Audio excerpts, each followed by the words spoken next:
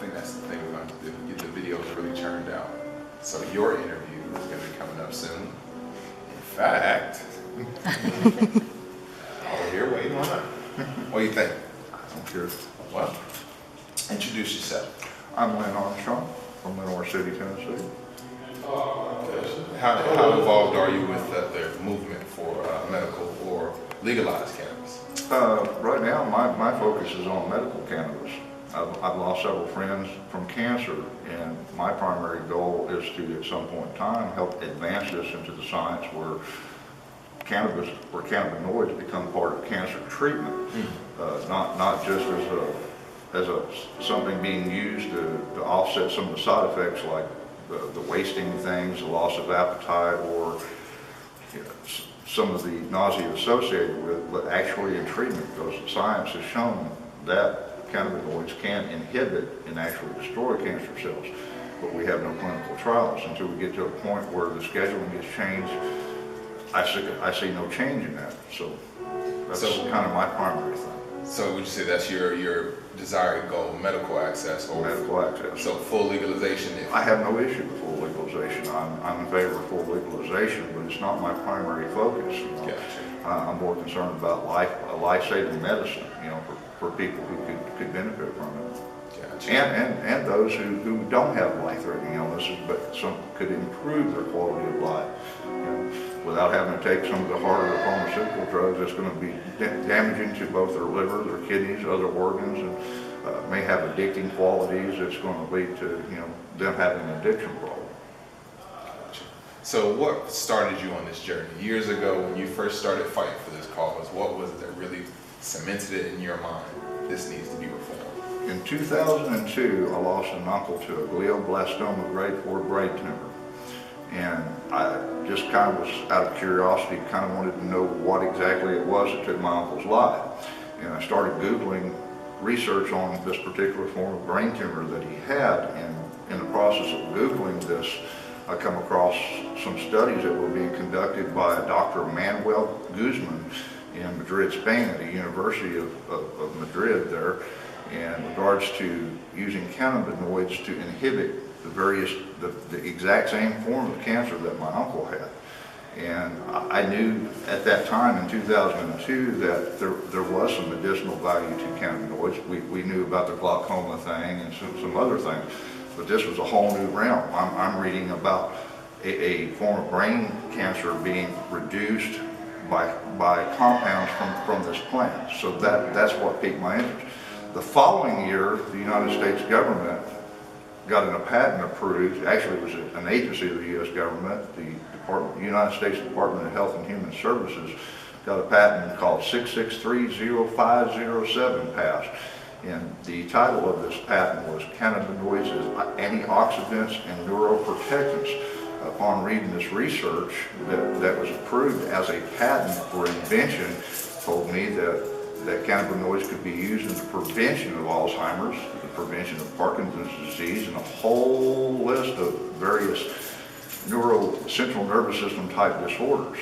So that kind of set me on a path to push this and promote this and get the science looked at. So that patent, it gave you the information, but it also let you know that certain people knew about this. Yes, a lot of people knew about it. Our own government knew about it, and it was an agency of our government that took out the patent that said that this had medicinal value, despite the fact that Schedule 1 of the Federal Controlled Substance Act said, no, it didn't have any medicinal value. So there was a conflict. I'm reading one thing, reading the research, but it doesn't jive really well with the truth of the matter. Gotcha. So when you see that difference, whether it be in Spain or Israel, as we know about their famous medical marijuana program, now in the U.S. with Colorado and Washington, what does it say to you when other places are able to get it done, but we have such a harder time getting it done? Well, that's the frustrating part about it. We've got to make that change. And when I say we, that means a collective. It means a society, a community, whatever, of us who can read and look at it and say, this is not right, there's a conflict here. We have information from the federal government that says that this could be used to prevent all these ranges of diseases. Now, since 2002, when I first discovered some of these things, we've advanced quite a bit. There's like 20,000 different research documents peer-reviewed by doctors now that substantiates that cannabis can be used not only in cancer issues, but also in seizure disorders and rheumatoid arthritis, fibromyalgia. There's PTSD. The list is endless. It just goes on and on. But in order to change that, we have to have enough voices telling these legislators, hey, here's the science, here's the documentation. It's in conflict with the prohibition that you have this life-saving drug in. Gotcha. I think we've got to actually show them the money-making potential too. Colorado's doing a lot for us. Right. Just the stats that come out. Yeah, they exceeded what they had estimated. Right. They had thought they were going to be somewhere near the 1 million mark for the first month, and it actually went, like 1.37 or something like that. So it went beyond their expectations. They got scares of literally running out of bud. Right. More than anticipated. You've got that going on in various states that's got medical cannabis laws, and New Mexico is one of them. And they're talking now that they've got to create something to increase the production because the supply is not meeting the demand for the patients there. So what do you think of the arguments that you hear from time to time on those health committees that there's not enough knowledge about marijuana? We need more research. We need to wait another year to find out more. Well, I believe they don't have enough knowledge, but I believe there is enough knowledge available. Right. We've got 20,000, like I said, we've got 20,000 pieces of research documents that substantiate it. 1,450 of them just generated in 2013 alone. So it's not a matter of having the research, it's a matter of getting the people that matter to look at the research. Right. And soon, I think this is something you said at one of our meetings, getting the people who want to ignore the research, it's time for change. This is correct. 2014, it's time for change. Well, it's amazing. If you listen to Representative Gloria Johnson, and if you listen to Representative Sherry Jones, their whole thing is from personal experience, and for a lot of people, that's sometimes what it takes to get them on board. A lot of these legislators don't have children or grandchildren afflicted with Dravet syndrome or with one of the other seizure-related. They don't have a person in their family dying of cancer that this could improve their quality of life or possibly save them. A lot of times people don't act until they're personally affected.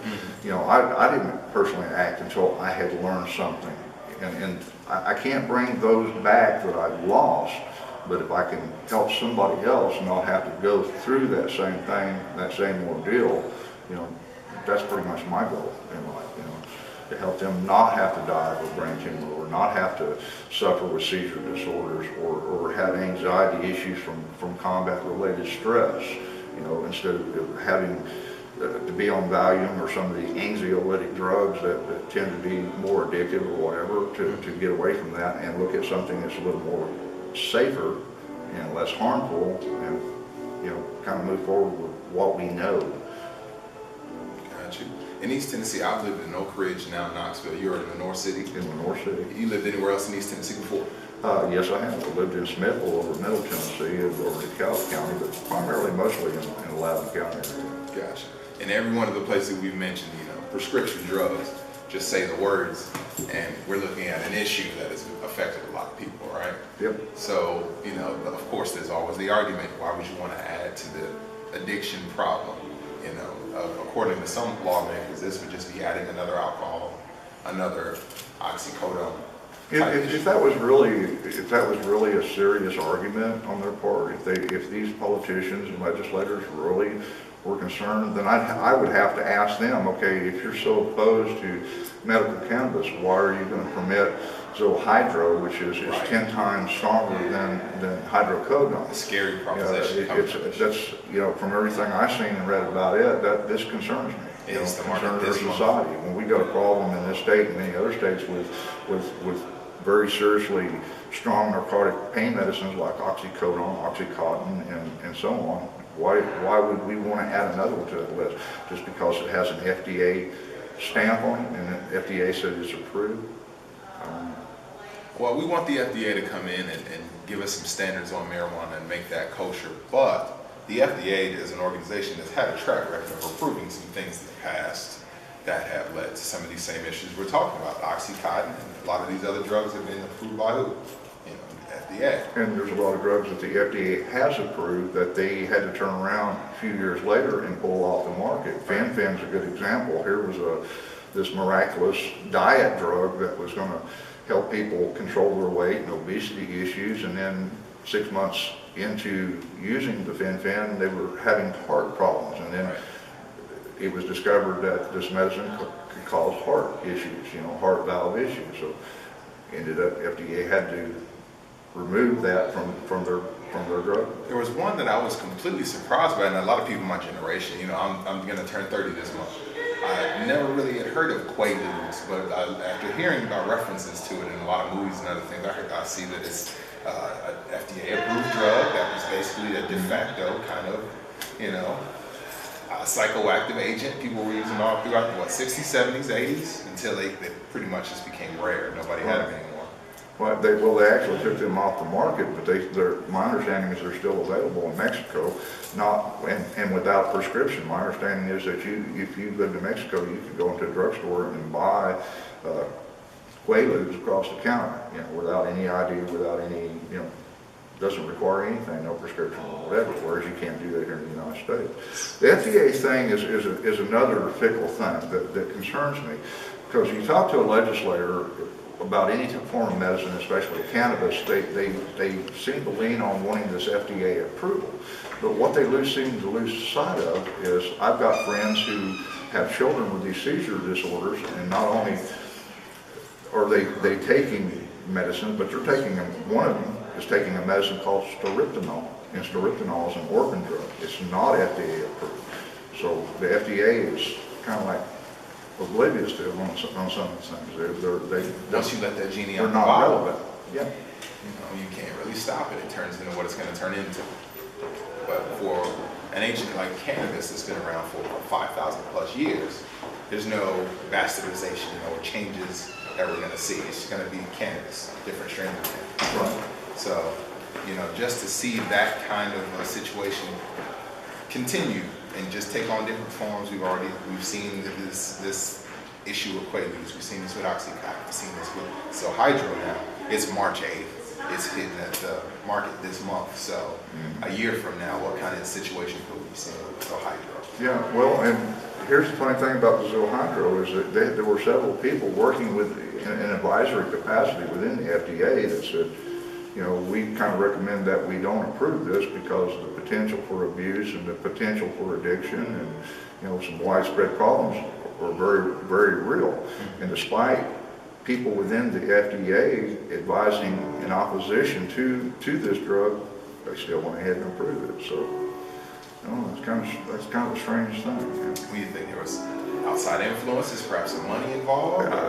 It's hard to speculate. You know, you could probably speculate that maybe Big Pharma has something to do with it. I don't know. I don't have any facts as to why they would do that. I have no idea. But it doesn't make any sense to me. Gotcha. Well, again, I want to thank Mr. Lynn Armstrong for doing your interview with us. Thank you. Keep watching with East Tennessee NORML. Thanks again. And that's just going to be